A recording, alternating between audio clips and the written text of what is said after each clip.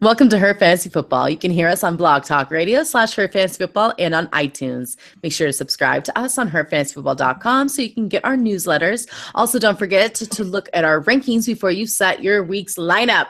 And a friendly reminder, make sure to tune into our radio show on SiriusXM Fantasy Sports Radio from 9 to 11 Eastern on Saturday night. You can chat with us on Twitter at HerFantasyFB and on Facebook /Her Fantasy Football. I'm your host, Courtney Kirby. I'm here with my sisters, Brandon, Marianne Lee, Ashley Williams. That's 3 weeks in a row, folks. Sure is, Courtney. Thank you. You've had people congratulating you on Twitter for it too, which I love. So embarrassing. Like, killed it again, Courtney. Another solid intro. I love it. Brandon's on another radio show on Sunday morning, so Brandon doesn't get to answer all the tweets that Courtney do. Courtney are the ones that address the tweets on Sunday mornings usually. So Brandon doesn't get to see some of those tweets in terms of calling out Courtney's fantastic intros, which always make me chuckle. I always let you respond to those. Oh, you add into. I love it. It's fun. You gotta have fun, right? We're in week 13. It's fun times. Right before playoffs. Man, last week was a crazy week, right? Some serious booms and some serious busts like no other, right? Yeah. I mean, I think I had more fantasy points in all of my leagues than I've had in a couple weeks put together. Really? Because I had like some of my worst weeks ever this week. Really? Yeah, I had Dak Prescott. Oh. And I had Des Bryant. Oh. Mm-hmm. Mm-mm. Mm-mm. Brandon, how did you do in your weeks? Meh. So you guys had the bust weeks. Yeah, this was I think my last week was one of my worst ones. Yeah, I had a lot of really close losses, but I made most of my playoffs, or I'm on the way to make most of my playoffs, so I feel good. I still feel good.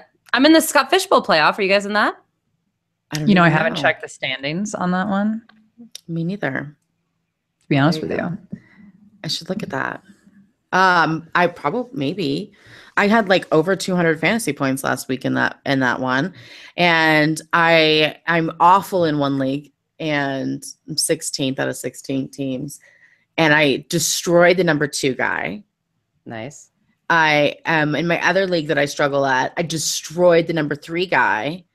And then the rest of the leagues I'm doing good in, but I was like, I had a boom week, which really makes me worried about this week because, come on, let's be honest. The Jets and the Ravens can only perform so much before things start hitting the fan. You do a good job at streaming those Jets and Ravens, though, Courtney. Mean, thank you. I'm adding the Bills to the mix, so it's been really fun. Well, let's get into this. We'll start off Thursday night. Washington Redskins, the Dallas Cowboys. All right, the Redskins. Listen, 24 attempts last week rushing for Mr. Samaje Perine for 100 yards. Those are the kind of numbers you want from your running back. He added another 30 yards off of 3 catches. Just needs that touchdown and be glorious. Cousins did not do what we thought he was going to do last week, but I don't know if you can bench a guy that's going up against the Cowboys. I will say, though, I understand if you want to, and you just don't feel good about Cousins this week. The last time these two teams met, Cousins had the worst quarterback performance against the Cowboys, other than, of course, Eli Manning, which we will get into later, with 10.5 fantasy points. But he's still the 5th quarterback in fantasy, so pipe down, people. Cousins is better than most. It's 2017. Crowder tore it up last week with 141 yards and a touchdown. He continues to see multiple targets, so even though last week was his first touchdown of the season, you need to start him because of pure volume, especially in PPR leagues. It's a really nice matchup. If you need a flyer, Josh Doxson has over 10 fantasy points in PPR leagues the last 2 weeks. We have him ranked 28th, so he's right there on a flex option if you need a guy. Davis had only his 2nd game with less than 65 yards. Now, 0 yards is a lot less than 65 yards, but regardless, you are still starting him this week. Dallas gives up the 11th most fantasy points to tight ends, including over 13 fantasy points to Hunter Henry, who hadn't done anything for quite some time last week. So I'm okay with him too. Washington defense, we have him ranked number 10. The last 3 teams to play Dallas has had 16, 22, and 19 fantasy points. And there's nobody else on the team. So we're done with them. The Cowboys. They're all crap. And I have no starters from this team. They're all crap. I'm still I'm so bitter. They really are bad. I sat there and was like, when Tyron Smith comes back, everything's going to turn around for Dak. No, it did not. Those Thanksgiving games were brutal to watch. But what I will say is I've got a few sleepers. Jason Witten, he caught all 7 of his targets for 44 yards and is at least getting the targets 2 out of the 3 past weeks. He had 7 targets, then 1 target, then 7 targets. But he has the best matchup out of the receivers on this team. So I'm okay if you want to take a flyer with them because, again, it's the tight end position. Unless you've got a top 3 tight end, they're all flyers. And at least Dak is somewhat throwing to him. So I'm okay if you want to go with him. Now, Des Bryant is where we got a real problem. He should be benched. I'm going to say it. He should be benched. He's going up against Josh Norman and only caught 3 of his 5 targets for 37 yards last week. But, he ranges anywhere from 3 to 7 points in standard leagues, and that's not going to cut it. The problem is that your bench, I doubt, has got a better person in your lineup to completely remove Dez from your lineup, whether that's a wide receiver 2, a flex, or wide receiver 3. I highly doubt you've got a better option than Des Bryant.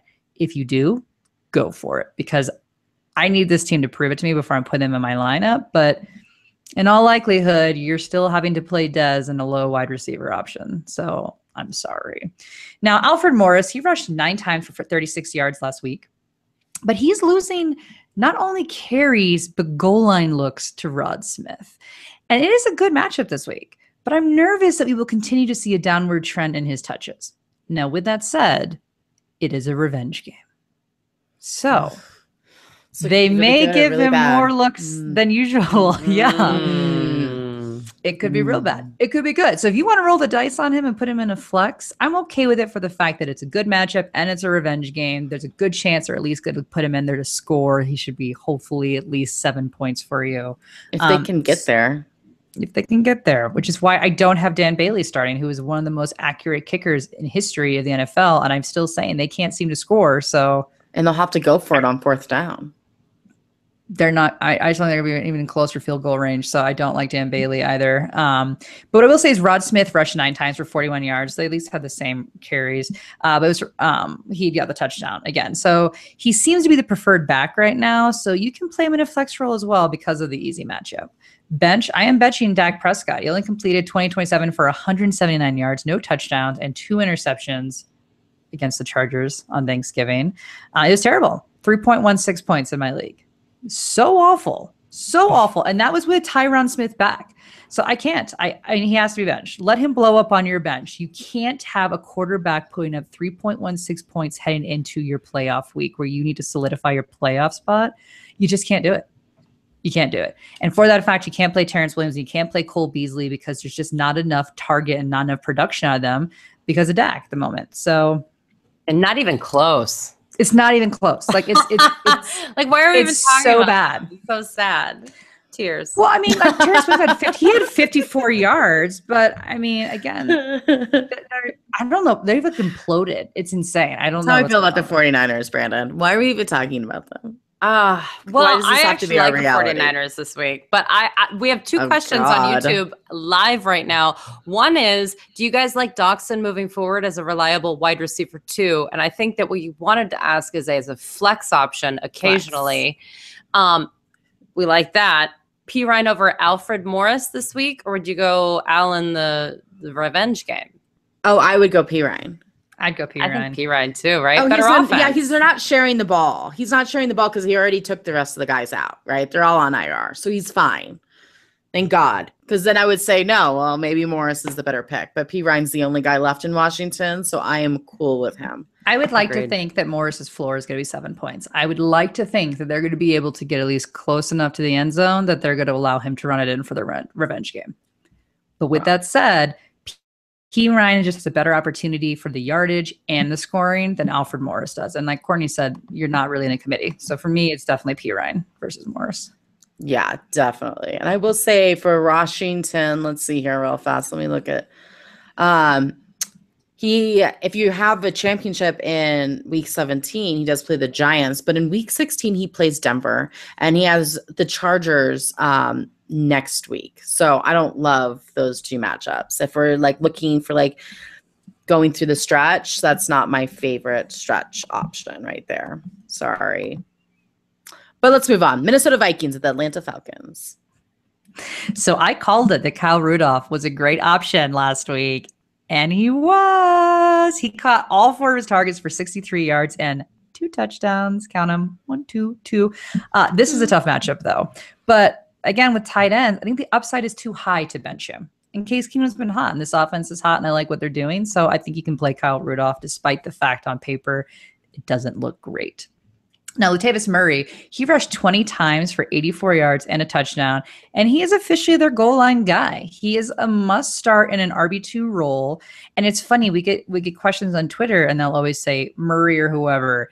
And I always have to say, which Murray? Because I think people would always assume Murray as a DeMarco Murray, but I don't do that anymore because to me, Latavius Murray is kind of a lock to start now.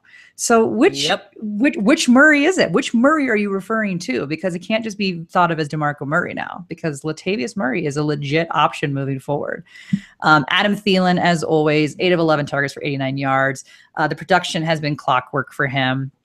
And he's in fine company right now. It's just him and Antonio Brown with over 1,000 yards on the season. Just the 2 of them. I would think that those were the 2 guys, right? Brown, obviously, but Thielen, loving it. And we even love him and didn't think that. We do. Yeah. I would not have put him at the 1,000 mark right now, but you know. We were good, but they're not that good. Yeah, we were. That surprises even us. Yep. You do you, Thielen. This is a tough matchup, though, guys. But you can't afford to bench Thielen. He's far too likely to blow up on your bench. So you have to play him, and you have to play Stephon Diggs as well. He's also a must start just for the explosiveness of his play. Sleepers, Jerick McKinnon. He rushed 13 times for 23 yards and then had a catch for 31 yards. Not great. Again, Murray's kind of getting those goal line looks. It is what it is. It's an average matchup, and McKinnon has not been super productive the last 3 weeks. So flex option only. And then I'm going to put Case Keenum in my sleeper category. He completed 21 of 30 passes for 282 yards and 2 touchdowns, and he rushed in for a 9-yard score himself. I would like to point out that he is averaging 288 yards a game with 9 touchdowns in the last 4 games. 9 touchdowns in the last 4 games. So naturally, Coach Zimmer said he still can't commit to starting him beyond week 13. Unbelievable. Because what can the guy do? But you know what? I feel like maybe this is fueling the fire beneath him. And maybe, you know what, Zimmer, you keep saying that you can't commit because Case is going to come out there and keep playing well. He's got an average matchup. So I think you can expect 20 points from him.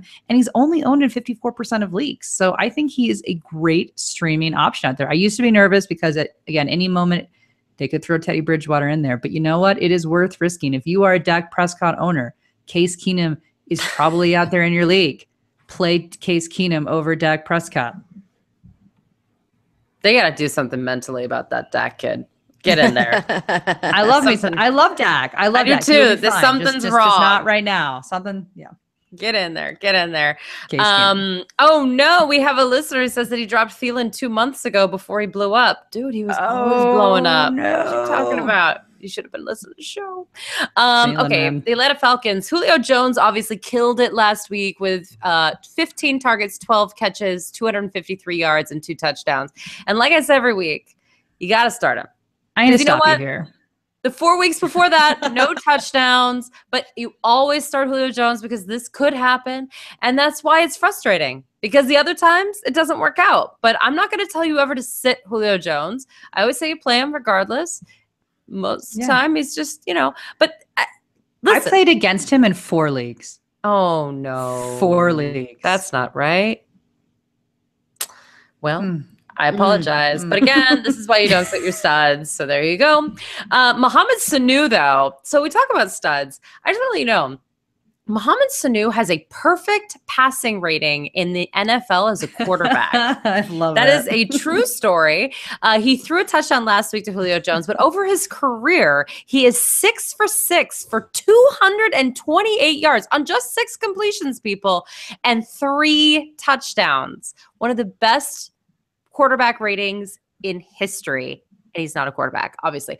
But he also caught 8 of his 9 targets for 64 yards. He is a must start in the flex spot, you guys, especially in PPR leagues. We've been saying this week after week. And you know what? He's the guy who usually scores those touchdowns. He's just now throwing the touchdowns. He's He's a freak, you guys. What a bizarre world we live in. Always do Matt Bryant, although he's supposedly listed as questionable, but he's been listed as questionable the whole season. He's been fine. Devontae Freeman is practicing in full. Now, this is a good and a bad thing right now. So he's going to be coming back. But Tevin Coleman has been doing really well. In fact, he rushed for 97 yards and 2 touchdowns against the Bucs last week. Now, the Bucs, of course, are an easy matchup. But the point is, it's going to be hard to put him back in his old role. So I think this is going to be a split situation this week. Nobody likes that. So, yeah. So what do you do if you handcuffed yourself? I think you watch the practice reports and you listen to our show on SiriusXM Fantasy Sports Radio from 9 p.m. to 11 p.m. Eastern on Saturday. And we can give you a better idea as to who's going to be the one who's going to carry the rock the most. At this point, it's not a good matchup and they're going to split it. So I guess I wonder who your other options are. That's my question there. So Matt Ryan is almost always good for 14 to 18 fantasy points, and he did it again last week because you guys, only one of Julio Jones' 2 touchdowns, as I said, came from Matt Ryan. Listen, with the state of the quarterback position, he's still probably a starter in your league, depending on the size of it. But Minnesota is a tough matchup. Only Kirk Cousins scored over 17 fantasy points on them all year long, so I don't expect Ryan to be next, but I do expect him to be in the 15 to 16 range. So, steady Eddie. Bench Austin Hooper. He's hot or cold, and this is a bad matchup, so don't do it to yourself. And I'm not starting the Falcons versus the terrifying Case Keenum, and that became a thing, a real thing. Terrifying. It really did. Shame on us for laughing about that. Yeah, Dirk Cutter knew something we didn't know back then. Dirk Cutter. Dirk Cutter called it a year ago. All right, we have the New England Patriots with the Buffalo Bills. All right, the New England Patriots. Brady didn't practice on Wednesday due to an Achilles, supposedly. Guys, he's been doing this the whole time. He just takes rest days because he's old. He's old. He's 40. You do you. Congrats on being able to still play football. Gronk went back to his 2 touchdown self. Again, start your studs. But again, I don't really say start your studs on everybody. I just want to be clear about that. But like Gronk and Julio are kind of guys that could always have that upside. So that's what you do. And, what other tight end has Gronk upside? Not a lot. Okay. No. Brandon Cooks has been awesome with Chris Hogan not on the field. Now, Chris Hogan is still not practicing. Actually, there was a decapitation joke. Now, someone was joking that we haven't really heard anything about Chris Hogan. They keep just calling him questionable, but maybe actually he was decapitated over the bye week, and we just don't know about it. That's how secretive the Patriots are. And I started laughing, and I was like, oh, God, he could have been decapitated. My thoughts. I say cut off hands, and you freak out on me, and it's like they're cutting off hands, and you're like, maybe. It's the Patriots. We just don't know what happened. But we do know he's not practicing right now. So Brandon Cooks is still safe, good to go. When Hogan comes back, it could be another split situation, and you guys will be sad, and it'll be right when you're going into your playoffs, and I apologize. But as of right now, you cannot sit that guy. It's a good matchup for running backs. Listen, they're playing against the Bills, and the Bills have been a bizarre team to analyze what you do against. Obviously, losing Darius was not a good thing for their defense, but still, they're just so hot and cold because of the Tyrod Taylor stuff, whatever. But here's my thing. Dion Lewis is the steady Eddie, definitely an RB2. Rex Burkhead is more volatile in terms of his touches and what he's able to do with it. But he, for whatever reason, I think it's because his name is Rex that it's sexy for people to say his name. So people just think he's the greatest, but actually it's Dion Lewis that I think is the solid one. Rex is the flex. And then James White is not happening on a consistent basis. He's definitely very touchdown dependent. Sexiest name out of them all. And the least sexy name. So clearly, this is the order of the sexiness we just talked about. Danny Amendola is limited at practice due to a knee issue that he's been struggling with. There are better flyers out there. I wouldn't even go with him anyway. And then Martellus Bennett saga is finally done. He is officially on IR with that shoulder whatever injury. Thank God. That was so bizarre. Now he can retire as a Patriot. Good for him. Yep. All right, Ashley, how about those Bills? So LaShawn McCoy rushed 22 times, but only for 49 yards. But then he had 4 passes for 30, so not horrible. But you can't bench someone who gets 20-plus touches a week. And he has a nice matchup. So feel good about McCoy. I mean, No, it's not the RB1 numbers you're looking for. But again, with 20 plus touches in this league, you can't bench someone like that. So you're playing him. Now, Charles Clay caught 4 passes for 60 yards. But the good news for Clay owners is that last week he returned to being the leading Bills in the receiving category. Back to the usual. Now, he has a favorable matchup this week, so I think he is a start regardless of whether or not Kelvin Benjamin plays, who I do not think will play. So I like Charles Clay. Zay Jones, on the other hand, he caught 3 of 10 targets for 33 yards and a touchdown. Crazy touchdown, right? Everyone's been trying to figure out how he like flipped himself back up, which I feel like actually a lot of dancers can do that. It's called strong toes, my friends. I do not have strong toes. I cannot do that. But I'm not sure this isn't going to be like the butt fumble sports science that they had to do to determine how it happened. Strong toes. Anyway, if Kelvin Benjamin is out, then you can feel pretty good about Zay Jones. But I have a hard time feeling good about a guy that can only haul in 3 of his 10 targets. And this has been the problem all season long, is that he's been dropping balls, the balls that are in his hands that he drops. Again, this isn't surprising, but I have a hard time that when you're getting targeted 10 times, you could only catch 3 of them. That to me is a problem. Thank you so much. You and I are the only people on the planet who feel that way about Zay Jones. Have you looked on Twitter? People are nutty. They love him. They love him. They think he's the next coming. Basic numbers, 3 out of 10. 3 out of 10. Thank you. Oh my god. It's worse than Mike Evans' numbers. There's talent there for sure. I'll grant you that. And you got Jordan Matthews, who's on my bench, who only caught 2 out of 3 for 15 yards. But he's not 100% healthy. He's coming off the knee injury. He's clearly not back to being where he needs to be. I do not like him this week at all. So in theory, he's kind of the only guy you can play along with Charles Clay, the only receivers out there, right? But no, I mean, he's struggled all season long. This isn't going to change. So you just got to hope for now he has at least a touchdown upside because there's a lack of receivers. So that's really the only benefit there. Sleepers is Tyrod Taylor. Coach Sean McDermott said that Taylor will get the start this week. But I would prefer you to go grab Keenum because that's kind of the motto of my show. Not my show, our show here. Case Keenum. Go get him. Despite the good matchup, he's got a good matchup against the Patriots. But what I will say is the Patriots D has actually improved the last 4 weeks, allowing around 10 points as an average to quarterbacks. So I feel like when you see that they are a weak defense, it's skewed a little bit versus what they've actually done the last 4. It's really important that you guys look at how they've done recent weeks, not just overall, because they've actually been pretty stout. So I don't love Tyrod Taylor, but if you're desperate, you can certainly do that. And again, Kelvin Benjamin, this is the most bizarre story to me, is that he has a torn meniscus, yet he's considered day-to-day. And allegedly he might play this week, but he didn't practice Wednesday. And to me, this seems ambitious that he would play this week. But in theory, Charles Clay was also day-to-day for like 5 weeks. So Charles Clay has been day-to-day for like 5 years. I know, but from when he got hurt, it was literally like day-to-day for 5 weeks. So I think Sean McDermott's day-to-day, yeah, it's a little skewed. I swear they just forget to take Charles Clay off the injury report. They really might. Leave him and off. It's the opposite of Kelvin Benjamin. He should just be like bent, like not playing this week. But torn meniscus, like what torn meniscus. I don't know how you're. Not all tears are the same, guys. Not all tears are the same. That's true, but no. So all right, Brandon, do you have anything you'd like to say?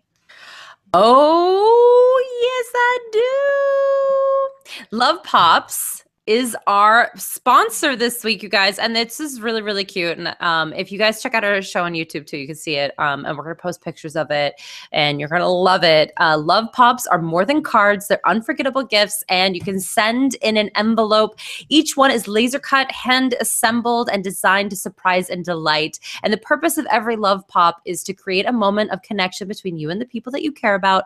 And we hope Love Pop can help you share the joy of the holiday season with your friends and family this year. And you can unlock a special pricing for 5 or more cards and get free shipping for any order by going to lovepop.com/fantasyfootball. And I want to show you these cute little cards. So basically, they're really, really cute. They're 3D laser cut cards designed by naval engineers in Boston. So here's one. And you open it up. Look, it's like this cool, it's literally like a pop-up, like pop-up books when you were a kid. Mm-hmm. But it's like, Love that. It's so pretty too. And so pretty. And basically, they have naval engineers working on this in Boston on cutting edge software, and then handcrafted and assembled in the Asian art form of slice form kirigami. Here's another one. This one's really cute too. This is a gingerbread house, and when you open it up, it's like literally a gingerbread house. It's so cute. It's really, really cute. Love so again, just go to lovepop.com/fantasyfootball to unlock special pricing on 5 or more cards and get free shipping on any order. Trust me, they are adorable. Go and check it out. 'Tis the season. All right, we have the San Francisco 49ers, the Chicago Bears. Another fantastic performance from the 49ers. Thank you so much. You never disappoint. No one had over 9 fantasy points in standard leagues. I shouldn't say nobody had 9 fantasy points in standard leagues. I was going to say 8, but I think somebody had like 8.6 or something. So now that was the Seahawks, but the Bears aren't too shabby themselves defensively. So this isn't, I'm not like just bumping them up, being like, oh, that was the Seahawks. I don't think it was. I don't know. Carlos Hyde, his standard league, in standard league, I should say, he did nothing for you. But in PPR, that's a different story. He gave you 7 points when he caught 7 of his 13 targets. It's crazy for Carlos Hyde to get 13 targets. 13. Well, and Hyde out of all of them. It's not like team. Really? Right, exactly. It's not Darren Sproles. It's not like this is the guy that's like the receiving back. It's nice. He has a high ceiling, and I don't hate him this matchup. So he's my only yes start this week. Marquis Goodwin, he's a risky play. He's a bit all over the board, but I will say that he has had 68 or more yards in the last 3 games. But the big news coming out of San Francisco is that Jimmy Garoppolo will be starting quarterback in week 13. Now, Brandon said she actually liked the 49ers this week. I'm intrigued by that. But I would say, so therefore, I really can't predict much because I don't know what kind of chemistry any of them are going to have. And to be honest, I don't think Garoppolo should have played this year. I don't know if he can pick up playbook and actually be productive with a pretty young, inexperienced team. So I don't love this. I'm not a Garoppolo believer, period. Brandon's a 49er believer this week. I'm intrigued. I want to hear. Well, I think the guy only had 2 attempts last week. He completed both of them for 18 yards and a touchdown, and then he had 1 carry for 4 yards. And here's what's really interesting. And I didn't know this, but I was on the X's and Y's podcast today with Liz Loza, and she from Yahoo Sports said that, and I didn't know this, Jimmy Garoppolo is from Chicago. Well, technically Arlington Heights, but this is a homecoming for him. His entire friends and family base are all going to be there cheering for him. He's a hometown boy there. He's super excited. I don't know. I think there's a possibility that, and the Chicago defense, almost all of their starters are out. I mean, it's crazy. That's why you've seen a huge drop in their productivity over the last few weeks. So he has a huge advantage in terms of the matchup because they're playing a bunch of people that, I mean, they literally brought, I have it later in my notes, they brought people in today from other teams that have been dropped. I mean, they're completely desperate on the defensive side of the ball. So I could see him getting a little funky town. All I'm saying is if you're a super desperate person, I think there are worse options. Not a lot, but Geno Smith's playing this week, guys. We got a lot of problems. Pop yourself some popcorn, put on a good flick. You can't be that desperate. My issue, there's some great new Netflix shows happening now. I'm pretty sure that I like this. If you're into narratives, I think this is intriguing. But here's my issue with Jimmy Garoppolo. I don't like him this week, next season, 4 seasons from now.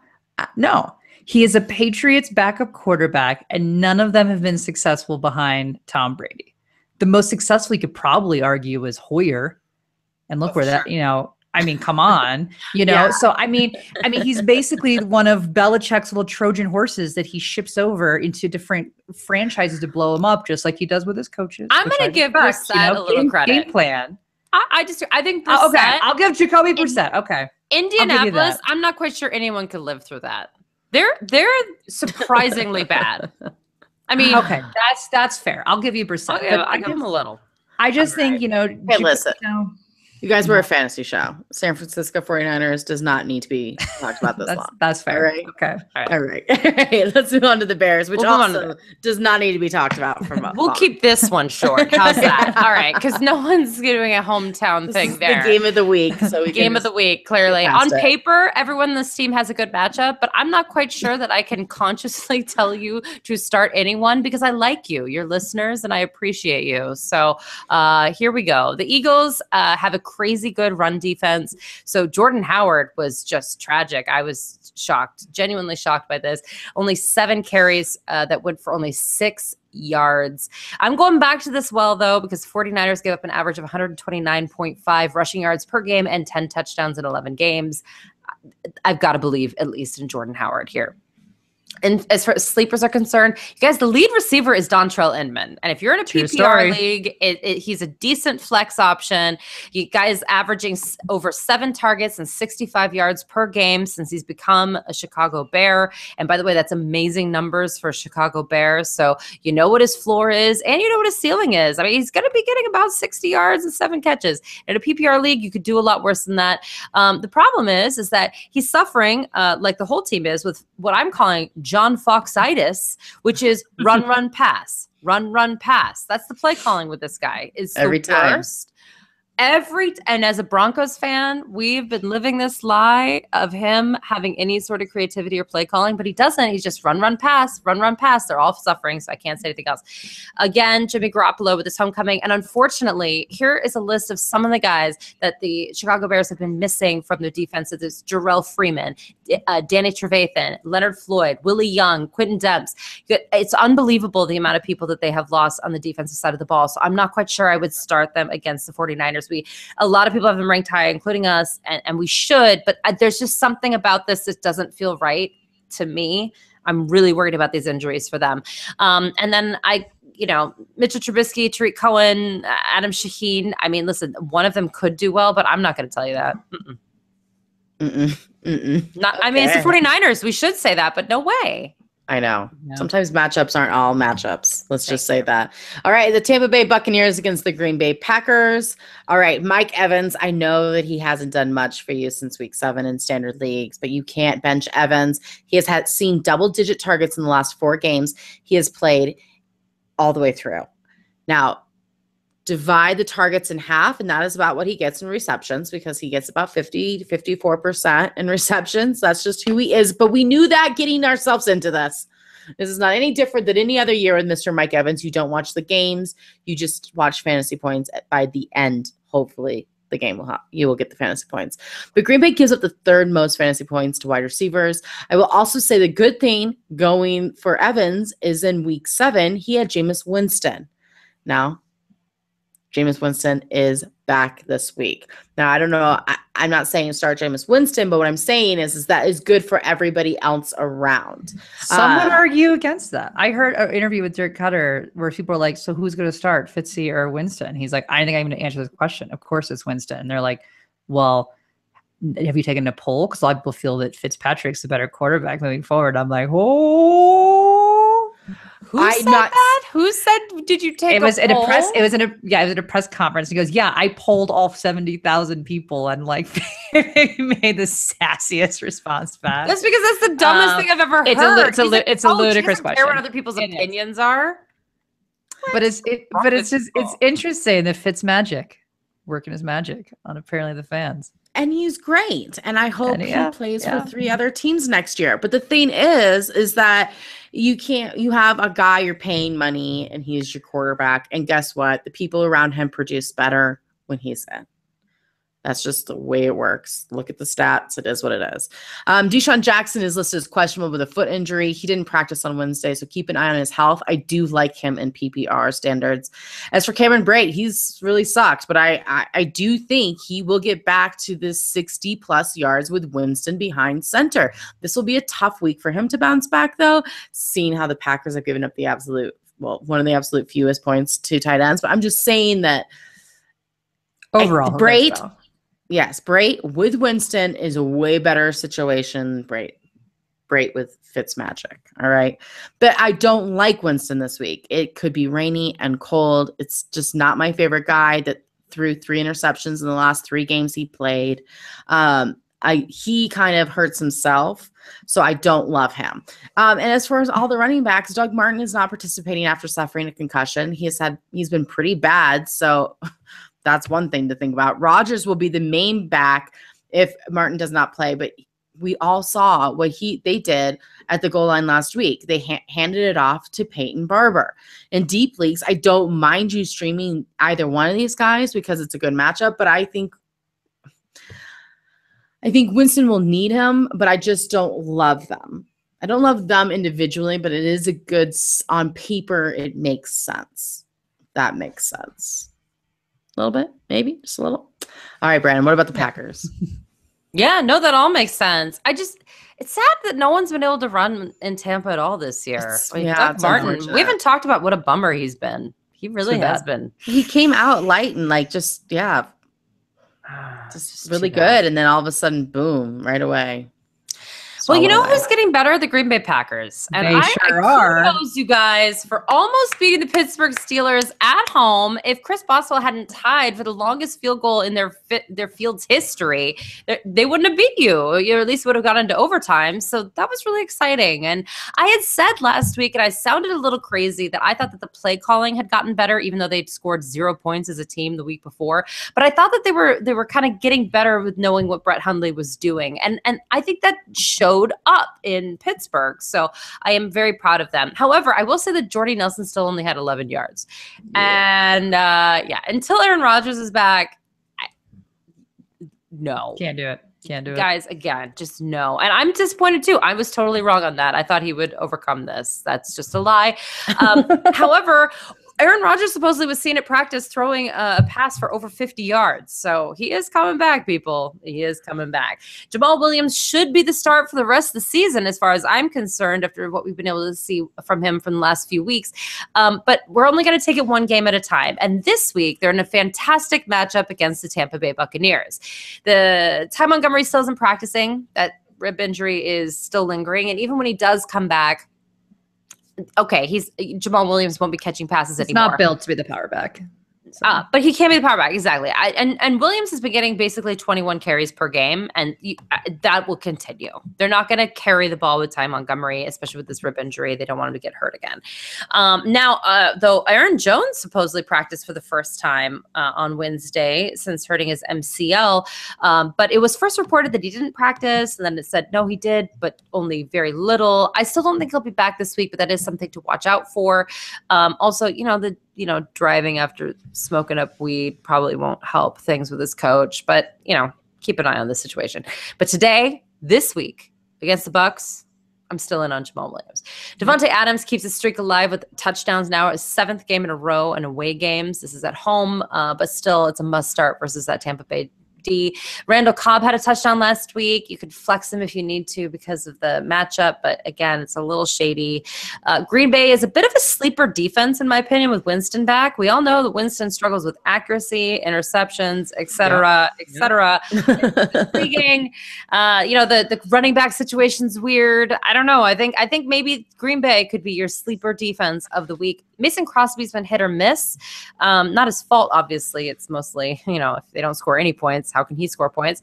But he only had 4 points at Pittsburgh, even though they almost won the game. He literally hasn't hit or missed. He just hasn't had the opportunities. That's true. So. I used the wrong term phrase. So, I just think you may have better kicker options, and points are points. And I don't think I can tell you that you have to start him, period. I have some, if you're in a really bad quarterback situation, I do think Brett Hundley's playing better football. I do think this is an ideal matchup. The Bucs allow 285 yards per game, the absolute most in the league. I'm not saying that I would start him over a stud by any means, but if you are in a situation like I'm in, where I stream like Dalton or McCown, or I like McCown this week too, but in those situations, or Brissett, I've kind of been putting it together. I'm considering Brett Hundley in that league because he's available. So there you go. And no Lance Kendricks. I mean, hello. Yeah. Hello. Who's that? All right, Houston Texans, the Tennessee Titans. There are only still 2 players on this team for the Texans, so you're welcome. DeAndre Hopkins, clearly you're starting. He's listed as questionable, but he was last week too, the same injury, and he got 125 yards. So his ceiling is so high. He has seen 8 or more targets in every game but one this year, no matter who the quarterback is. It's amazing. He's crazy. He does crazy catches. This is a fantastic matchup, and those are just only a few things that I love about Mr. Hopkins this week. Lamar Miller. This is not going to be Miller's best game, but I would predict that he gets similar numbers as last week, 51 yards and a touchdown. Just good enough to keep him in your lineup. Not a lot of upside in PPR, obviously, but I still like him. I think he's still steady Eddie. Houston's defense is there. Everybody else is on the bench. Tom Savage could be benched if he continues to turn over the ball, says his coach. I don't know what you're talking about. He's only had 5 interceptions and 7 fumbles in 6 games. Cut the guy a break here. Come on, guys. I almost feel bad for Thomas. It's bad. You know, I have a league where I own him. This is the Scott Fishbowl League, right? It's a 2 quarterback league. But I opt out of playing the second quarterback. I don't play Tom Savage. I'm like, I'd rather a receiver or running back. I'm sorry. I can't.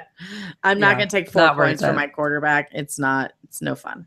Well, I was asked, so Colton and the Wolfman is a show on Sirius XM, and I actually said that I thought that the Packers would cover the 14-point spread against the Steelers, which was like, I guess, like this crazy prediction. But I was like, I think we're better than people think.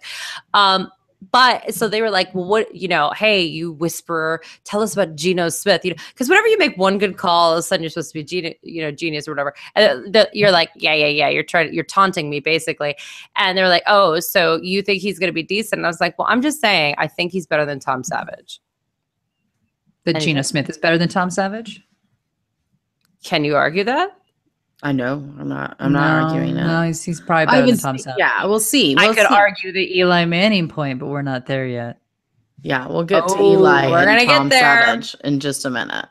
Anyways, everybody else on the team's on the bench because there is nobody else on the team. Tennessee Titans, Delaney Walker, other than Suck Up, who is the 5th highest scoring kicker thus far in fantasy. Delaney Walker is the only starter this week for Tennessee. He finally found the end zone last week and added 63 yards to those stats. Love him. This is a great matchup, and you should be feeling really good if you own him this week. Listen, I said it was a great matchup last week, but I'm still not starting these guys. And guess what? You shouldn't have started them. But I will say DeMarco Murray and Derrik Henry, they're ranked right about where they should be, 25th and 29th. I do not love either of them this week, and I think their rankings completely reflect that. Ashley, well done. Murray had just over 4 fantasy points in 2 of his last 4 games because he faced tough defenses. Houston gives up the 4th fewest fantasy points to running backs. Henry's floor is too low to risk starting him against Houston. Murray is no more than a flex this week, and Henry is on my bench. Tennessee Titans defense is not playable for the most part. And Marcus Mariota. We are too close to playoffs to risk a win with Mariota, you guys, as your quarterback. Get over it, okay? We're in week 13. I get it. It's a nice matchup. But so was last week, and he threw for under 200 yards and threw 2 interceptions. This is his 8th interception in the last 4 games. Bench him. I just love that 88% of you still own him. He isn't even a top 20 quarterback in fantasy points this year. Thank you. I tweeted this on game day. I was like, Marcus Mariota should not be your starting fantasy football quarterback. In any way, shape, or form.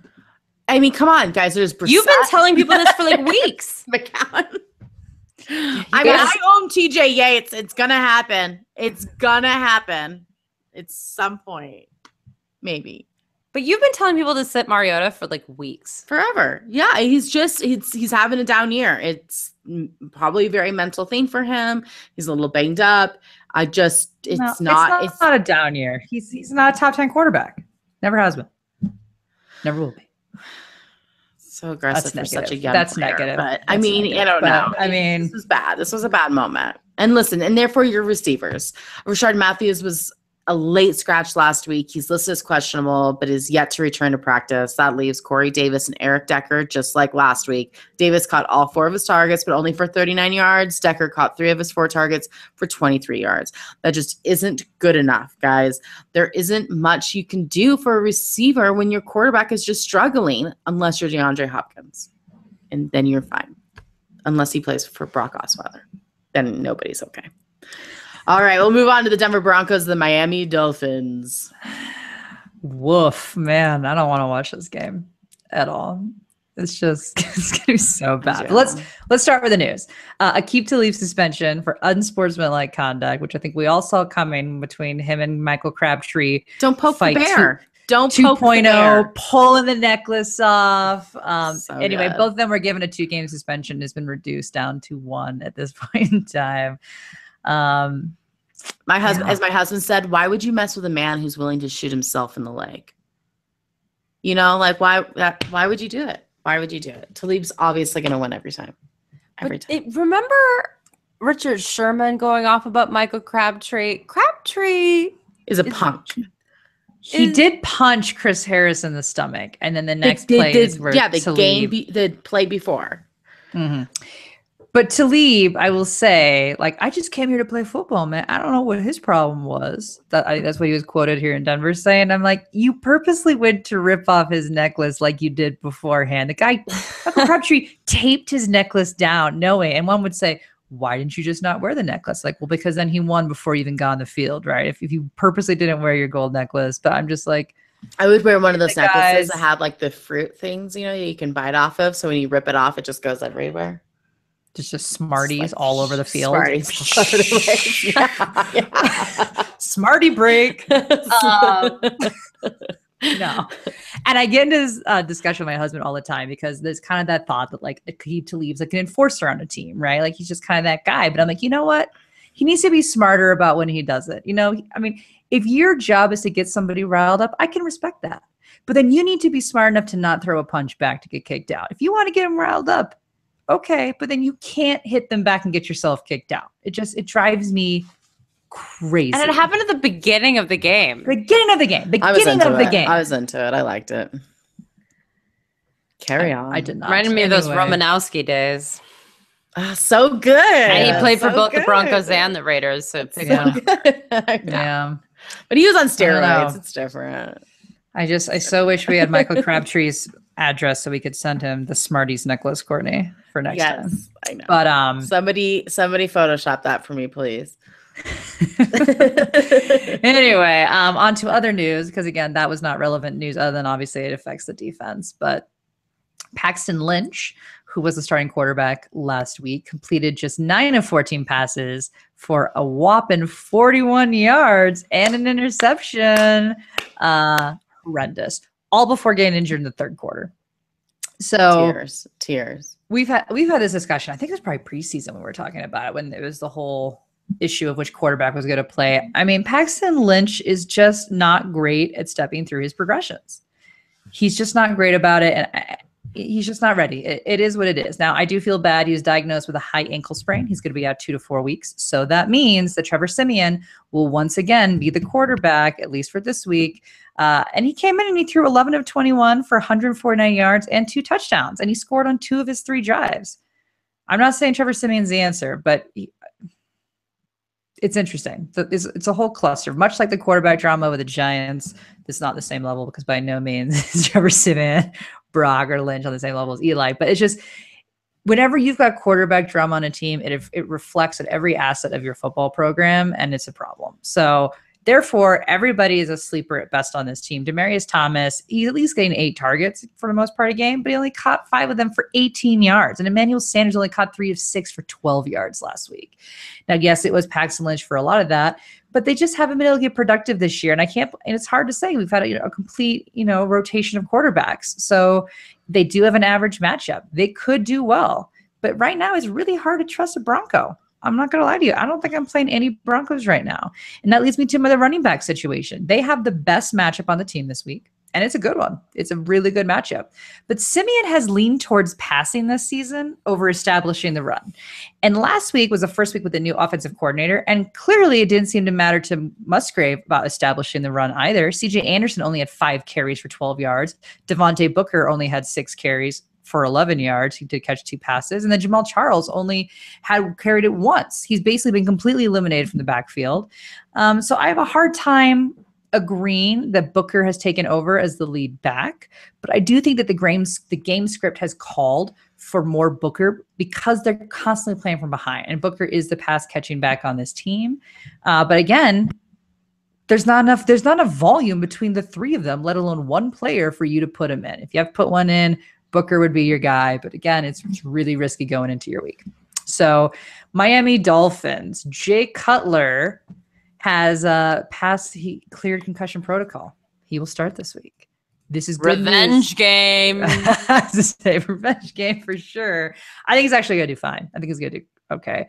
And this is good news to Parker owners out there. But first, we're going to chat about Damian Williams, who hurt his shoulder last week and did not practice Wednesday and is not expected to play. That means that Kenyon Drake will be the sole back this week. And he rushed 9 times for 20 yards and caught 3 or 4 passes for 27 yards, but he did get a touchdown. It's an average matchup. So he should be able to, I would say, RB2 points, flex points. And I think that they'll be at least in the end zone enough for Drake to run in for at least 1 touchdown. So I think he's certainly a viable flex. Jarvis Landry, he caught 8 of 9 for 70 yards. And I think he is still a must start despite the no-fly zone this week. I think he will still be able to score and will be held to probably about 45 yards or so, but I think he's going to score this week. Sleepers, Devontae Parker, he only caught 1 of 3 targets last week for 5 yards, but he's been waiting for Cutler to come back. And that's what he's been waiting for. And he is back now. So I think you can put Parker back in. This does put Kenny Stills now back on your bench with Cutler's return because, again, Stills doesn't get the production that had him when Parker was playing. Now, Julius Thomas, another revenge game component here. He caught 5 of 6 targets for 52 yards last week. And he has the revenge chance. And the Broncos cannot defend tight ends to save their life at all. So Julius Thomas is actually a good play this week. And an interesting move. The Dolphins claimed the former Broncos tight end, AJ Derby, off the waivers. So it's just interesting. It's kind of like an all-around revenge game from a lot of players this week. So it should be interesting. It's a good thing they're playing the Broncos of new. They're Yeah. awful. So congratulations, okay. Miami. Should do okay. All right, the Kansas City Chiefs, the New York Jets. I'm going to be one of the only people that's going to say these things about the Kansas City Chiefs, and I'm probably going to get roasted, and I'm probably going to be wrong, and fine. You cannot agree with me, and this is my only team that is going to be a little extensive for the rest of the show, but I'm telling you it's worth it. Patrick Mahomes is not going to start for the Kansas City Chiefs. You guys can all stop it. It's bizarre. I don't understand. Okay. I believe this team was coasting into the playoffs. They were way ahead in the AFC West, but now the Chargers are catching up. The Raiders and the Broncos have no chance, let's be honest. No. But the Chargers are catching up, and they're going to have to wake up. I think that they were trying to save Kareem Hunt and his touches. They were trying to get cute. They were trying to pick conservative. And also, no. And then like having Travis Kelce try to throw, no, stop it. So I think that this is a big wake up call. And I think this might give them the chip on the shoulder that they need to bounce back a little bit. They're going up against the Jets. This would be the game where they would do it. Here's how I feel about Kareem Hunt. Obviously had his worst game, right, of the season. I don't have a other explanation other than the fact that they're stuffing the box and basically playing all the safeties and everybody up close, and they're basically daring Alex Smith to throw deep to Albert Wilson. And who wants to throw deep to Albert Wilson? I mean, it's not great. So anyway, you're going to start Travis Kelce. He only had 39 yards last week. Fine. But he had over 100 yards the week before that, and he had a touchdown in the 3 games prior to the bye. Get it together, you guys. You're still going to start him. Kareem Hunt, for sure. Again, he had his worst week. I'm not going to lie to you about that. But he did rush for 73 yards the week before. He's not a must start. If you have someone with a lot of upside, I understand that. Or if you're in a PPR league and you feel like someone else has a little bit more of a cushion, fine. I get that. But, don't get cute and tell me you're going to start Jaquiz Rogers over Kareem Hunt or something. I can't back this up. I think they're going to go back to him. They realize that they're in a dire situation here. And I understand. I've been saying this for weeks, you guys, that he's not putting up the numbers we thought he would, et cetera, et cetera. But a lot of running backs aren't putting up the numbers that we thought that they would. So this is not, what it is. But look for real upside if you must. The Jets give up the 10th most fantasy points to opposing wide receivers, and Tyreek Hill does get the targets. He's very boom or bust. My guess is 3 catches, 62 yards, and a touchdown. That seems to be the average for what the Jets give up to the wide receiver one, and I think that's what Tyreek Hill will do. You can start Butker. Alex Smith has to take control, and he needs to air it out. I think there's a mental issue. So he had no interceptions until the week before the bye, and I think that freaked him out. So he had an interception there, and then he came back off the bye. He threw 2 interceptions and high wins, and then he threw another interception last week. He has been not good in all 3 of those weeks. I hope that someone just sits down with him and says, listen, everyone throws interceptions. You can go back to your elite self from the earlier part of the season. Let it go. It obviously bothers him. I mean, you can see because all of a sudden the passes are short again. He's back to being Alex Smith and, very controlled. Hopefully he can air it out. And no one else in this team has fantasy relevance. And I'm not starting that defense either against the Jets. And Robbie Anderson, my new favorite player. That's right. I was to say Jets. Robbie. Jets destroying defenses every week. Who would have thought? Listen, I didn't think so last week. I'm going to be honest. I was a Debbie Downer, Robbie Anderson. I was very concerned about this matchup. Many very veteran wide receivers couldn't perform well against Carolina last week. So I was very nervous for my favorite team, the Jets. But man, was I happy when they were just tearing it up because I still started Robbie Anderson. Of course, I had nobody else to put in on my misfit team. And 2 so, touchdowns. I mean, amazing. Obviously, you're starting him. I have him ranked in my top 10, number 8 wide receiver of the week. I love him. Josh McCown. I mean, come on, you guys. When can he get the credit? Over 300 yards, 3 touchdowns, 0 interceptions. Amazing. And you can score on Kansas City. So I just think, come on. I think it's okay if you want to have a flyer on Jermaine Kearse. I think a lot of people are going to get burned by that. Last week was his first good week in a long time. And, the Jets can't be mega producers every week. They need a break too. So I worry about Kearse not performing as much as well as some of you are going to expect of him. Austin Arian Jenkins, we have him ranked right there at 14th. I mean, I think that literally is just because we're talking about tight ends here, but he's just not producing. He's seen the targets. He's just not doing anything with it. He hasn't gotten a touchdown since week 7. He had 67 yards in week 10, but other than that, he's in those 20s. He's had 20 some yards the other 4 games. So I don't love him. I'm upset about that, but he's not my favorite play. As for the running backs, Matt Forte is questionable again, per usual. He did not practice today. Bilal Powell is just a complete disappointment. I told you not to draft him. I remember we were doing our family draft, and our mom was sitting right in the middle, and Ashley's like, take Bilal Powell. And I was like, don't do it, Mom. Don't do it. And she did it. Well, no, it was between Powell and somebody else ridiculous. It was a mistake. That's how Ashley does it. She does dirty against Mom. Just kidding. But I just don't think you can rely on those running backs to be consistent enough for you. And then obviously kicker, defense, they're on the bench. All right, we have the Indianapolis Colts, the Jacksonville Jaguars. Oh, do we? Game of the week. Yeah. If it wasn't Bears San Francisco, I mean, it'd be pretty clear. This will be the next one. Yeah, I think this one may be worse because the Jaguars defense is so good that I'm not quite sure I can tell you to start anyone on the Colts. I mean, come on, guys. That's just not nice. It's not nice. I am going to say, though, that if you're interested in playing a Jaguar on the offensive side, that Rashawn Melvin, probably their best cornerback this year, is on IR. Well, not on IR. I'm sorry, out indefinitely with a hand injury. So there is a bad thing for the Colts defense. I'll say this, though. Jack Doyle has 7 or more targets in every game save 1 since week 6. And so in PPR leagues for a tight end, you can't really get a higher floor than him, although obviously this is a hideous matchup. So what can you do? Last week, 7 catches, 94 yards. they're feeding Frank Gore. Like I've told you, this Marlon Mack thing is not going to happen. They want him to get as close and as high up in the record for career yards possible. It's the only positive thing happening in Indianapolis. Last week, he was able to get a touchdown. I am okay if you decide you want to have him as a flex, thinking that he's going to get a touchdown. I don't think that's going to happen, though. After they traded with the Bills, their run defense has been great. They were able to fill up those holes. Everyone's gotten better. They've been stopping everyone on the run. You used to be able to run on Jacksonville. That's kind of a lie. So I'm not doing that. Can't start the kicker or defense either in this matchup, obviously, because it could be a blowout. Blowout. I mean, what else is there to say? No Brissett, no Hilton. You can't do that, Jags. No. All right. Ashley, Jags. No. You're starting the Jags defense, as Brandon already pointed out for me, which is great. She succincted so nicely. Yes, you're playing the Jags defense. You're also playing Leonard Fournette. He rushed 12 times for 25 yards and caught 3 passes for an additional 17. Yeah, that one hurt. I'm sorry. That was bad. It was a really bad game. That's like Adrian Peterson numbers. Oh, wait. No, those are still better than Adrian Peterson numbers in general.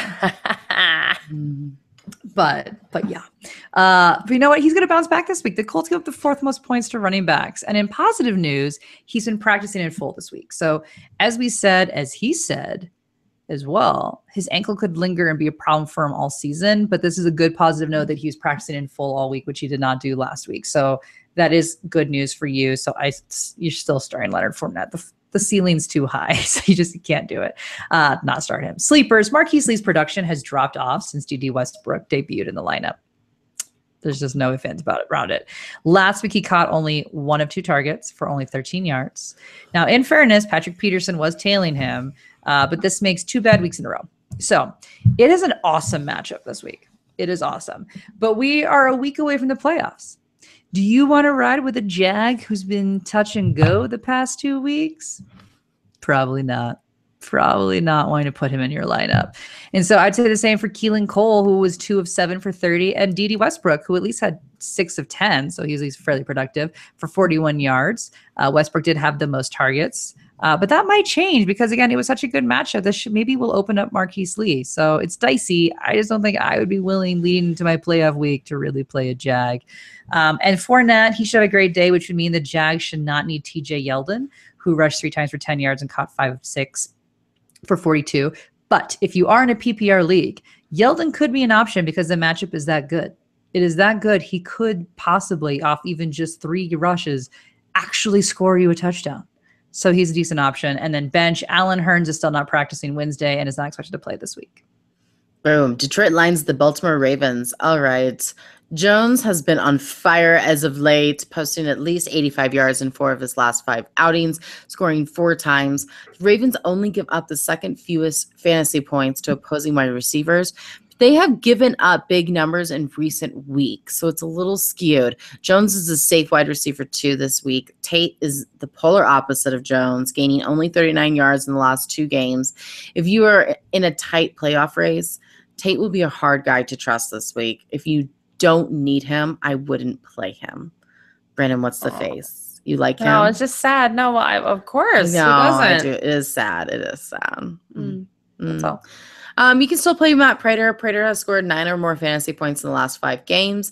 Now, Matthew Stafford, we have him ranked really low. And yeah, Stafford gets a tough matchup on paper this week when he goes against the Ravens, who've given up the 2nd fewest fantasy points to quarterbacks. However, they haven't faced what you would consider quality opponents this year. Just a sample of some of the studs that the Ravens have played this year. Kevin Hogan, E.J. Manuel, Mitchell Trubisky, Matt Moore, Brett Hundley, and Tom Savage, our favorite. So I'm not saying that Stafford is like some all-star guy, but I think he's better than those names I just listed. He got hurt last week, but I'm not afraid of this matchup. That's all I'm saying. I don't think he's going to be as bad. I don't think he's going to have huge numbers, but Stafford has thrown 2 or more touchdowns in the last 4 games he's played in. Amir Abdullah, the running back's picture for the Lions is a murky 1 this week. The group squares off against the Ravens defense, who gives up the 17th most fantasy points to opposing running backs. Amir Abdullah popped up on the injury report this week with neck injury. So monitor his health. I don't love that. Yeah. Abdullah can't play this week, Dwayne Washington will likely take over his duty on early downs, rushing attempts. So, however, Washington is returning from injury himself this week. He missed multiple weeks with a hip injury. So that brings Theo Riddick to the front. We saw what Riddick was able to do last year when he had full running back duties. So he was an effective running back too. I just think that this is really icky. It's kind of how it started off this season. It's just like, ooh, don't have a Detroit running back. That's how it is in week 13. Obviously, Eric Ebron's on your bench. You know that. Detroit's defense on the bench because the Ravens are amazing. Not really, but they're just not doing well. Detroit's not doing well. Go ahead, Ashley. We can play the Ravens defense because they're a really solid defense, so you can play them. You can also play the kicker, Justin Tucker, who is maybe my favorite kicker in the league, just to watch on a personal level. I love him. I love his showmanship. I'm rewatching the game. They talked about the fact that they say he likes to go out there and perform. It made me think about the days that Brandon used to perform on like a riverboat. I don't know why. It reminded me of that. Brandon, yeah, because the way he just puts his arms up in like such like a theatrical pose after he kicks a field goal, and it's so glorious. Musical theater. It's different. It's musical theater. I mean, he's an opera singer. I just love it. Anyway, I will say I was bartending that night, and I had a guy there that was not impressed by Justin Tucker. He's like, "You have one job. What are you excited about?" And I was like, it's good. You are wrong, sir. You are wrong. You do you, Justin Tucker. And you may say, why are you spending so much time talking about Justin Tucker? It's because there's really not anyone else we can really talk about on this team. We're not going to blow a lot of time on the Ravens. Alex Collins, he is an option. He rushed for 16 times for 60 yards. He's got a great matchup this week. It makes him a good flex play. I'm a bit concerned he did not practice Wednesday, so keep an eye on him. So just make sure that he's actually going to play. So I think he's a decent option. Sleepers, and I'm going to use the term sleepers loosely here. Mike Wallace, he's targeted 11 times. That's a lot of targets. We only caught 5 of them for 48 yards. And it's sad to say he was the most productive of the Ravens wide receivers. The problem is the opportunity is just not there in the terms that Flacco does not throw enough. He does not throw enough for you to risk playing. Mike Wallace certainly can't risk playing Jeremy Maclin. Only caught 1 of 5 for 6 yards. Come on. No, you're not doing that. Danny Woodhead, he rushed 4 times for 22 yards and caught all 4 of his targets for 23. But he was not looked at the goal line. That is 8 touches compared to Buck Allen, who rushed 5 times for 15 yards and had 1 touchdown plus 1 catch for 2 yards. Both are decent flex options, not great options, but Woodhead is certainly the better play just because he's getting a little bit more love. Bench, Joe Flacco, obviously, and Ben Watson is on the bench despite the good matchup because, again, there's just not enough volume there. All right. Cleveland Browns, the Los Angeles Chargers. Oh, you guys. All right. So the only way to get anywhere against the Chargers is running the ball. And I'm fine if you want to take a flyer on Duke Johnson or Isaiah Crowell. Crowell's questionable with a shoulder injury, but he played through that last week. Crowell has double-digit points at least 95 yards in 3 of his last 4 games. So obviously he's coming on strong. Still a bust, though, for how high we all drafted him. But hey, you know what? We'll take what we can get. Duke always has big play upside, a very high floor because especially in PPR leagues, Los Angeles gives up the 5th most fantasy points to opposing running backs. But the rest of the defense is baller. And here's my problem. I'm going to be a Debbie Downer here, people. I'm going to be the opposite of how everyone feels about the Chiefs and the opposite about how everyone feels about Cleveland Browns. The Los Angeles Chargers have the 2 best pass rushers in the National Football League. Okay. Then they also have stud cornerbacks. DeShone Kizer is going to be running for his life and then throwing off his back foot. And we're going to get back to the 3 interception DeShone Kizer that we've known and loved. Yes. 2 out of his last 3 games, he scored over 20 fantasy points. And that was awesome. But then the game in between those 20 fantasy point performances, he scored 5 fantasy points. I think we're going to see more. Is going to destroy him. I think he's going to eat DeShone Kizer for going to eat him. Yeah, it's going to be really ugly. I feel like this game's going to be like a mouse wheel where it's like every time you turn back to this game, the Chargers are going to be having the ball. Every single time. Yeah. I mean, oh, what happened? Cleveland just had the ball. Nope, the Chargers have it. Yeah, it's pretty bad. So I understand that we're all excited that Josh Gordon's coming back. And by the way, I am very happy that he has come back from rehab. If you've read anything about his story, it's super tragic. You guys, if he has a catch this week, that is a major accomplishment. This guy hasn't been a stud in the National Football League since 2013. In 2014, he was not very good. Now, he was good in the preseason a little while ago. I get that, but the preseason is not real. We all know that. This is a very difficult thing that he's doing. So just don't be a jerk if he's not very good this week. And listen, maybe he will be a baller. That'd be great. But I have a very difficult time wrapping my head around that. Look at what happened to Martavis Bryant, you guys. It's hard to come back. And there's a mental element. There's all these other things. Also, Cory Coleman's not chopped liver and has 19 targets over the last 2 weeks since he's come back. Yep. They're not going to just abandon him entirely. Are you telling me that somehow Deshaun Kaiser is going to stay upright enough to be able to get both of these guys the ball numerous times to the point where they have decent fantasy days? This just doesn't make sense. It just doesn't make sense. I'm sorry. I can't be excited. I appreciate your enthusiasm, and it will happen in other matchups, but I think this week I am out. On to other things, the Chargers. So Casey Hayward took a day off of practice, but he's going to be fine. It was just a rest day. So the cornerbacks are still delicious for the Chargers. So don't get excited and come back and be like, that's why Deshaun Kaiser is going to be amazing. No. They're playing the Browns, so you start Rivers because he's sizzling hot right now. You start Keenan Allen because he's sizzling hot right now. You're going to start even Hunter Henry, who was able to catch 5 passes, 76 yards, a touchdown last week. He was killing it. And you know Hunter Henry's boom or bust, but the Browns, you always play your tight ends against the Browns, so that's easy peasy. In terms of the running back situation, Melvin Gordon is still out touching Austin Eckler, like, freaking crazy. But I think because it's against the Browns, who, by the way, used to have a great run defense, but they have fallen off the cliff as of late. And just to let you know, Joe Mixon hadn't been able to rush for over 62 yards this entire season, no matter the matchup. And last week, he looked like he was all pro, put up 114 rushing yards and a touchdown, caught 3 passes for 51 yards. And then before that, Leonard Fournette went over 100 yards in Cleveland. And then the week before that, both Amir Abdullah and Theo Riddick scored a touchdown. And if you look at their game logs, that's insane. Yeah. That doesn't make sense. So what I'm saying is I think there's a possibility both Melvin Gordon and Austin Eckler could be decent plays this week. Eckler is not getting the amount of touches, but he's doing a lot with them. So I am intrigued by both those options. And even as a sleeper, Tyrod Williams or Travis Benjamin, if you're nasty. I wanted to do a little Janet Jackson thing. I don't know. So there you go. And Mike Williams suffered a bone bruise. He's not likely to play. You wouldn't play him anyway. Nick Novak injured his back, and they actually signed Travis Coons to the practice squad. Don't play either of them. And by the way, the kicker for the team playing the Cowboys of the last 2 weeks have all gone out. And Los Angeles Chargers have the worst luck with kickers this year. I'm not quite sure I'd touch a Charger kicker if you paid me. So I am out. That's funny. There's some kickers there that just not, you don't even need to know their names. All right, the Carolina Panthers, the New Orleans Saints, now the Panthers. Everybody on this team is listed as questionable. And I think it's because they brought Greg Olsen back too early. I'm going to say it. I do too. I think it's bad. I think it's instant karma. Instant karma happening to the whole team. It's really sad, but I will say that Greg Olsen did not perform well. He re-aggravated his the surgery he had on his foot. So therefore he's questionable, did not practice.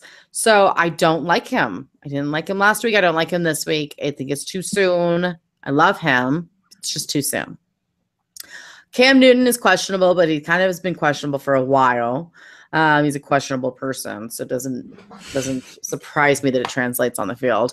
But you can start him. We have him ranked number 6. I do think this is going to be a bit of a shootout, so I'm okay with that. Devin Funchess, I like Devin Funchess. He is questionable with a toe injury.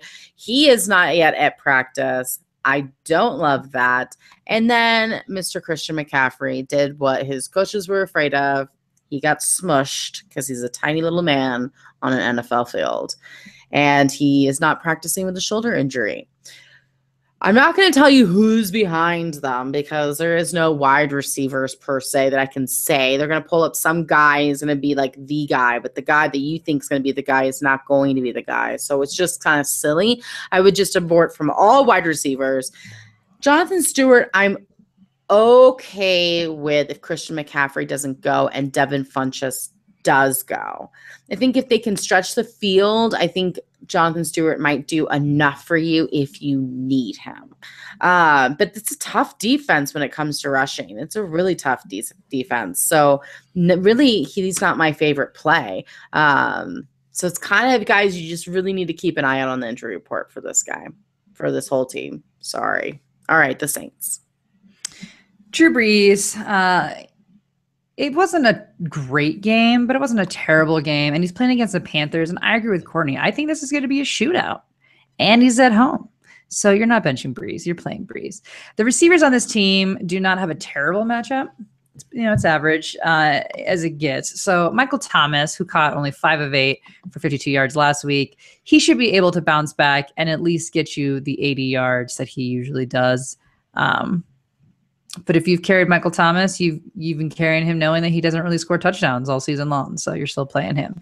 Ted Ginn, 11 targets for Ted Ginn, and he caught 7 of them for 71 yards. He continues to be a good flex option, and this is a revenge game. So I think he will do well. Ted Ginn's the kind of guy that does well in revenge games. I'm not big on revenge games always. We've had a lot of these that we've talked about. There's a lot of revenge games this week.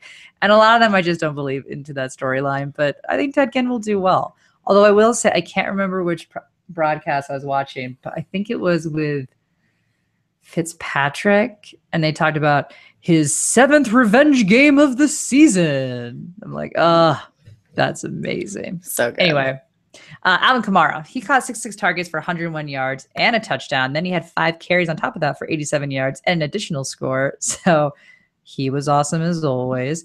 Now, 74 yards of those rushing yards came off one play. That's okay. You don't care how he gets the yards. Now, no running back has had a great game against the Panthers. And they have allowed very, very, very few rushing touchdowns this season. So I think Kamara has the best chance of the running backs on this team to score this week. But Mark Ingram, who had a terrible game last week for only 31 yards, plus 2 catches for 5, which, again, doesn't matter to you. This is not an easy week for him.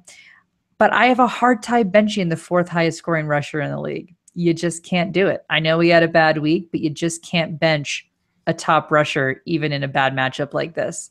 Believe it or not, Mark Ingram is one of your studs, and you have to play him. Sorry, is what it is. You are starting the kicker, Will Lutz. He's fantastic, one of the top kickers in the league. Again, with the shootout, I think he's going to have a lot of opportunities for field goals. And bench Kobe Fleener. He suffered a concussion last week. This is the 5th of his career, and he's not expected to play. We don't know when he's expected to return. Did he even return at all this year?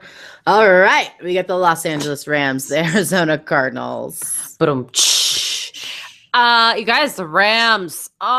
Remember when we started this, we were like, the Saints, defense is tough. But once we found out that their 2 cornerbacks were having issues, it changed the landscape of everything. And obviously Goff went in there and just killed it. So you guys, Goff is the most reliable streaming quarterback you have. If it's a hard matchup, you don't want to play him. If it's an easy matchup, he's going to kill it. Well, guess what? He's playing against the Cardinals. It's an easy matchup. You should absolutely stream him. Robert Woods still out. Looks like he's not going to be playing again. But don't worry, because Sammy Watkins and Cooper Kupp are just like, give me the fantasy points. Give me the fantasy points. So things are looking good. I'm starting them as well. And in terms of Todd Gurley being a must start, and Greg Zuerlein being, I think, one of the most reliable must start options in the National Football League. Still happening. And Josh Reynolds actually is a guy who, remember him, he was really hot in the preseason, a rookie that people thought was going to be big time, but then they traded for Sammy Watkins and just, it was over. Well, the guy was really intriguing. He caught 4 of his 6 targets for 37 yards and a touchdown last week. Interesting in a deep league as a flex option. I think you could do worse than him. Again, it's a good matchup and this team is on fire. So why wouldn't you go for that? I'm not digging either of the tight ends in this matchup because they just don't really exist. Perfect. We'll go to another team with no tight ends, the Arizona Cardinals. I disagree. Yeah, I disagree. In history, at least name-wise. I'll get to him in a second. But Larry Fitzgerald, I'm still going to say you're starting Larry. I know he had a bad week last week with only 12 yards. But it was against the Jags. I told you it wasn't going to be good against the Jags, and it wasn't. And this is another hard matchup. But the fact that AP has a really good matchup, this week, this should allow the field to be spread a bit. And I think that's going to help with Larry. So you're still starting Larry in a flex role. I don't love him as a wide receiver too, even, but flex. I think you're okay with Larry. I said that I thought Ricky Seals-Jones could catch another touchdown last week. And sometimes I don't know about you ladies, but I say things and then I hope to God it actually happens, because if it doesn't and you threw a name out there like, yeah, go get Ricky Seals-Jones, he's going to score a touchdown, you just look foolish. And thank goodness he did. 4 of 6 targets for 72 yards, and he got that touchdown last week. It is a tough matchup, but why not take a flyer on him? He has scored the past 2 weeks. He's had over 50 yards in both games. Him and Blaine Gabbert have a connection, and Gabbert is still playing. So you know what? Go play yourself some Ricky Seals-Jones. Go do it. Why not? There are worse flyers out there. Do it. I like him. Sleepers, Adrian Peterson. He rushed 20 times for 79 yards and caught 4 of 5 for 20 in a surprisingly decent game against the Jags, in my opinion. I'm sure Courtney's going to say she saw it coming, but whatever. The Rams give up the second most fantasy points, so AP should be able to turn in another good week. He did not practice on Wednesday, so keep an eye on it and make sure that this is just vet rest, but I think you can play AP this week. You're not playing Jerron Brown or JJ Nelson, despite the fact that one of them caught a touchdown. The production is just too low. There's better streamers out there. But Blaine Gabbert, he completed 22 of 38 passes for 241 yards, 2 touchdowns, 1 interception, and that was against the tough Jags defense. So if you want to take a flyer on Gabbert, I won't completely judge you. I won't. Coach Arians is vocalizing confidence in Gabbert, even going so far as to say that Gabbert's job is his job moving forward this season, and he would consider him rolling with him if Palmer doesn't play next year. That's a vote of confidence right there. So I like it. It's your 3rd quarterback. Congratulations. Better than what they're doing with Case Keenum. Yeah, right. We'll see. New York Giants, the Oakland Raiders.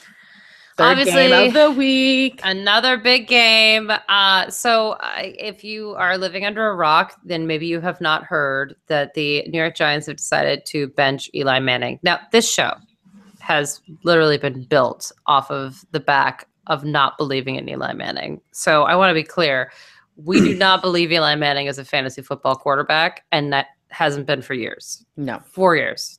Hasn't been every year you get a guy that way overpays for him every year. And by the way, let them. But I still wouldn't have done this particular move. No. I thought they were just going to quietly ask him to retire at the end of the season, offer him a cushy job with the Giants organization, and just, that's how you do it. That's how you do it. That's how it's done. But instead, they were like, hey, we know you've started 210 consecutive games. Would you like to start? But by the way, we're going to pull you immediately because we would rather see Geno Smith play. And then also we're going to get this other guy in here too, just to see how he does.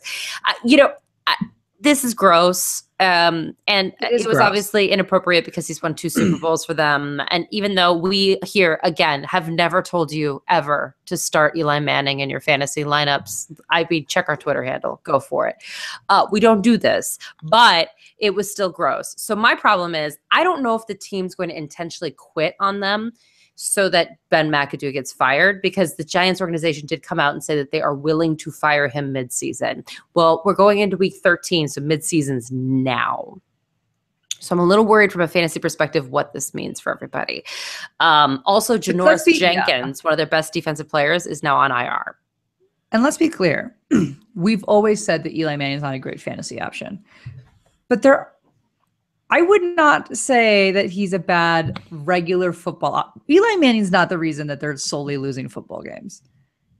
Of course. In terms of real football, right? Yeah, Fantasy, no. he's not a good option. We've never said he was. But this is such a slap in the face and so insulting, and has half the league riled up with people coming out, stepping forward, making comments on behalf of Eli.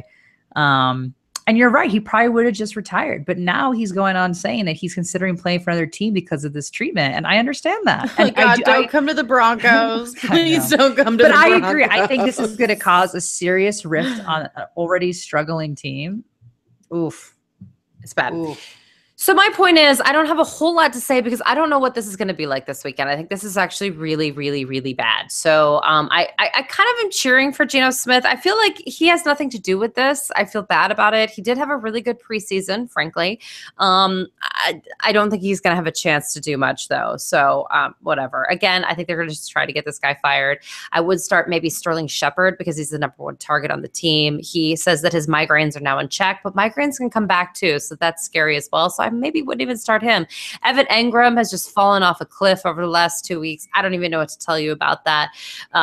He's fallen into the pit of misery, right? Dilly. Only 4 catches for 27 yards over the past 2 games. The Raiders were bleeding fantasy points to tight ends earlier in the season, but they were able to hold Gronk to only 37 yards. Julius Thomas went bananas with them, 84 yards at a score. It's going to be, we don't know. It's somewhere in between there. And they should run Orleans Darkwa, but they actually gave more snaps to Wayne Gallman, the rookie. So maybe they're trying to change things up. I don't know. So I can't trust either of those guys, which is unfortunate. One of them should have a good game, but I don't know. And then you can't start a kicker or a defense on a team that's going to get blown out. Boom.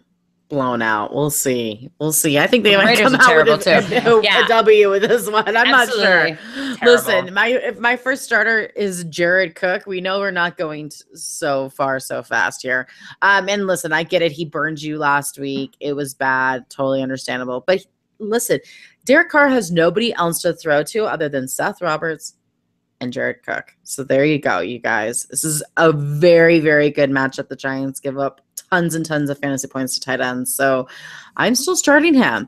Marshawn Lynch last week against the Broncos had a successful week. Volume, people, volume. For the first time this season, the Raiders gave Lynch 20-plus carries, and the results were encouraging. 17 fantasy points in standard leagues. With a banged-up, suspended receiving core, Lynch could be in for another solid running back 2 performance as he lines up against the Giants, who give up the 14th most fantasy points to opposing running backs. As I mentioned, Seth Roberts, he is our highest-ranked wide receiver at the whopping 55. But listen, he could emerge as the top guy with Crabtree suspended, Amari Cooper questionable.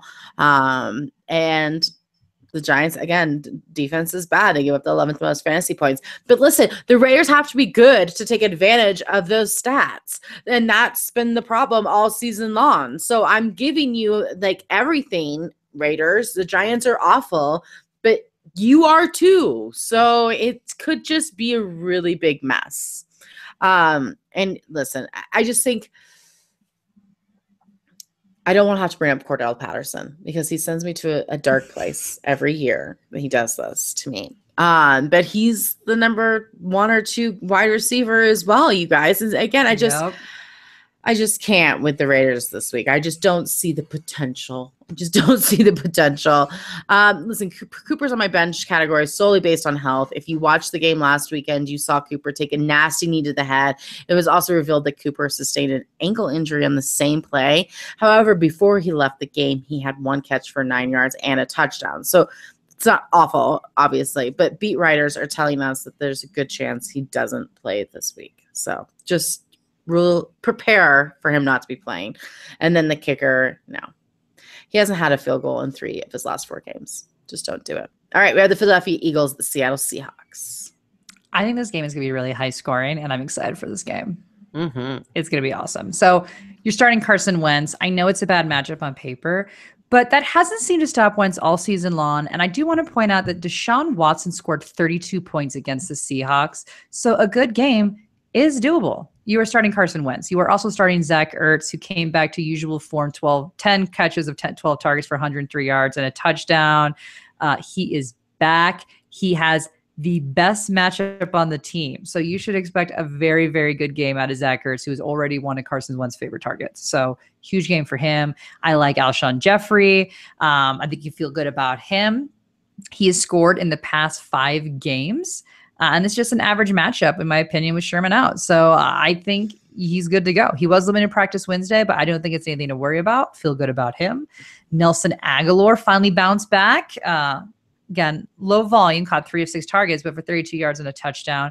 I think we just need him to score that touchdown to get the ball rolling again. I think Aguilar is a vertical threat on this team, much like Will Fuller. While not as dynamic of a vertical threat as Will Fuller, Fuller was able to score 24 points in standard leagues. So double digits is not out of the question for Nelson Aguilar this week. It's not at all. And DeAndre Hopkins and Will Fuller were both able to score over 20 points against the Seahawks. So it is very doable for Alshon Jeffrey and Nelson Aguilar to both have good games. Now, it sounds weird to say, but Legarrette Blount seems to still be the lead back on this team. He rushed 15 times for 97 yards last week compared to Jai Ajayi, I like that though. Jai Ajayi, who rushed only 5 times for 26 yards, caught 1 of 2 targets for 7 yards. And then there was Cory Clement, who only had 2 fewer touches than Ajayi and rushed 4 times for 27 yards. So it seems this is Blount's show, but this is a tough matchup. So flex only for Ajayi and try to find another option if you can. I think Blount will find the end zone this week, so I think he's a safer play. But again, you are a bit of a 3-headed monster there. As for the Seahawks, you're starting Russell Wilson. He had a good game. And while the Eagles do have a stout D, Wilson should be able to put up big numbers as well. Wentz and Wilson are primetime players, and I think this is going to be a fantastic game. So you are playing both of them, despite the fact they both have good defenses. I think this is going to be an offensive game. I really do. So Jimmy Graham, you are always starting him. He has only not scored 1 time since week 5. Only once has he not scored since week 5. So he's a must start always. Doug Baldwin, I know he had a terrible game last week. I get it, only 25 yards. But he's been on a bit of an every other week pattern. And this is supposed to be a hot week. And keep in mind that this pattern is at least 90 yards or a touchdown in the last 5 games. So it's a really high floor of a bad potential pattern. So I think he's going to score this week. I think you feel okay about him. Sleepers, Paul Richardson. I've said he's been a sleeper all weeks as a flex option. He is, again, 70 yards is what he tends to get. Don't like Tyler Lockett. He's a riskier play. He's not been seeing the volume the past month, so don't do it. And I'm going to say don't play the running backs like I say every week. I know Eddie Lacy rushed 17 times. He got a good load for 46 yards, but J.D. McKissick also is in play, and Mike Davis will play this week. And if Davis plays, there's a good chance that he's going to get the start, which now makes this, again, a very murky backfield. All right, we got the Pittsburgh Steelers at the Cincinnati Bengals. Wow, last week they had another home game against a bad defense, and they played really well, which was great. We knew that would happen. So this week, though, they're on the road again at the Cincinnati Bengals, much tougher matchup. So I'm lowering my expectations, except for no one's better than Antonio Brown. No period. One. Stop talking. Even Juju tweeted during the game, which he was out actually due to a hamstring injury, that Antonio Brown was GOAT. Agreed. Le'Veon Bell, you're going to start him, especially on the road. Actually, they depend on him even more. Chris Boswell, I think this is going to be a field goal game. So actually, I'm cool with starting Chris Boswell as well. Outside, the weather should be fine. I don't love Big Ben on the road, and Cincinnati gives it 11th fewest fantasy points to opposing quarterbacks. But look around at the other quarterbacks, everybody. So he's probably still a starter. Sorry, we got Jacoby Brissett playing the Jaguars. We got Andy Dalton's looking good these days. I mean, geez, we got to just stop it. So, whatever. And then Martavis Bryant did score a touchdown. I don't think that's going to be as likely this week because he's on the road again. And Juju still questionable. And if he comes back, they're going to split the carries or they split the targets. No one wants that. And no one else is on this team to talk about. One too many martinis this year for fantasy starters. All right. For the Cincinnati Bengals, AJ Green. You're starting him because he's AJ Green. Nothing more to say. Yep. Joe Mixon, hey, he had his moment that everybody was waiting for. It only took 12 weeks. Congratulations, Mixon. There we go. 4th round draft pick. Way to go. 22 fantasy points in standard leagues. But guess what? Mixon gets a tougher test this week against the Steelers defense that gives up the 11th fewest fantasy points to opposing running backs. To me, he's a low-end running back, too. There is a good chance that this game gets away from the Bengals, and they'll be forced to throw. And sorry, don't forget that he had 4.9 fantasy points the week before last. So there's that too. Tyler Kroft, another solid 7 fantasy points for Kroft. I don't see that happening this week, though. He is touchdown dependent, and the Steelers give up the 3rd fewest fantasy points to tight end. So I just don't think he's going to get that touchdown that we all love from Kroft. So he's not my favorite tight end this week. Andy Dalton, as Brandon said, he's bringing sexy back. He's been great in the last 2 starts, scoring at least 18 fantasy points. That is solid production. However, it's the Steelers who give up the 4th fewest fantasy points to opposing quarterbacks. So you are not starting him regardless of his 9 touchdowns and 0 interceptions over the last 5 games. Just a quick shout out to Andy Dalton. Way to get it done. Defense, you can play the Cincinnati defense. Just kidding. You can. It's Pittsburgh Steelers. Antonio Brown is going to destroy the Cincinnati's defense all by himself. just by himself, or Chris Bosworth. Wow, as Brandon mentioned earlier. And that's it, you guys. That's week 13 in the books. Again, a lot of injuries, guys. A lot of people are questionable, are not at practice. So you can listen to us on SiriusXM Fantasy Sports Radio from 9 to 11 Eastern on Saturday night, the last minute before you set your lineups. So hop over there. You can also ask us your questions on Twitter at HerFantasyFB, and make sure you sign up for our newsletters so you can get our fun ingredients for our fantastic free FanDuel game Diced. We give you 4 ingredients that you have to set your lineup. This week's really fun. It's really fun. All right, you guys, until next time, good luck and no more faking it.